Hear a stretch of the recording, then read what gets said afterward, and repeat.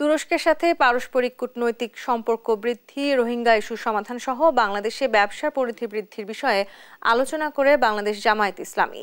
দুপুরে রাজধানীর মগবাজারে বাংলাদেশ জামায়াত ইসলামীর কেন্দ্রীয় কার্যালয়ে বাংলাদেশে নিযুক্ত তুরস্কের রাষ্ট্রদূত রামিজ সেন সাথে সৌজন্য সাক্ষাৎ শেষে সাংবাদিকদের এই কথা বলেন জামায়াতের নায়েবে সৈয়দ আব্দুল্লাহ মোহাম্মদ তাহের।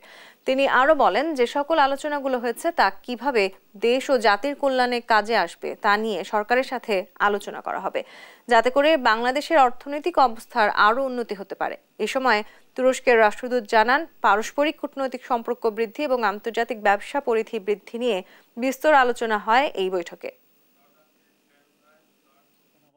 দুই দেশের ভাতৃপ্রতিম যে সম্পর্ক সে ব্যাপারে কথা বলেছি।